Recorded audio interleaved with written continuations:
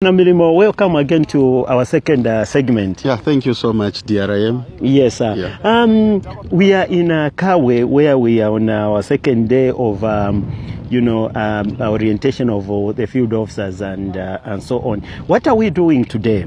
Yeah, in fact, this is I would say our third day in Kawe. Yesterday we looked at some other aspect of farming, but today we are here to appreciate the system of mechanization. Oh, yes. Sure. What is the importance of mechanization as far as conservation farming activities are concerned? Yeah, mechanization is an important aspect where conservation farming is concerned. As we can see at this farm where we are at Mr. John Tati's farm, and we've just seen a very big heap of maize, which was produced under the same system of mechanization. And as we can see, looking at the time that we are moving at, as a CFU, we are also promoting farmers to get these tractors, or rather to get mechanized, because it's very easy and very cost effective. Oh, yes. Sure. We've been taken around this farm, around this farm by Mr. Tati, the owner, of this farm. What are some of the crops that is growing at this farm? Yeah, in fact, Mr. Tati, I love the way he's doing his farming, because the man has really diversified. Just there where we entered from his farm, we have seen a very big heap of tomatoes, and others are busy harvesting. And where we are standing in about a hectare of cabbages. Oh, yes. And as you are aware that CFU is also incorporating horticulture into our system. So we are really happy to see what Mr. Tati has done. Besides that, I'm also seeing behind, the field of maize and so on. So when we are talking about diversification, what does it entail?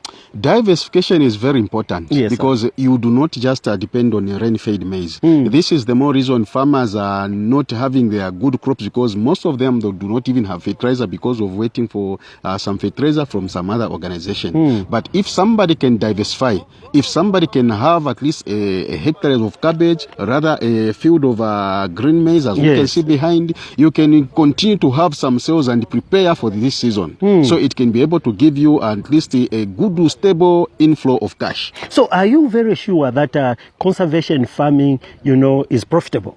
Conservation farming is profitable. It can even be evidently been seen by what Mr. Tati has done. Mr. Tati started with one tractor, but because of doing it right, following the principles of conservation farming, he's able now, he's got at least some good tractors. And as you can even see from the crops itself, if you look at the way the cabbages is, if you look at the way the green maize is looking, you can be able to tell conservation farming is really helping, because we've seen some farmers buying some more tractors. Those who started with one, others have 3 right now.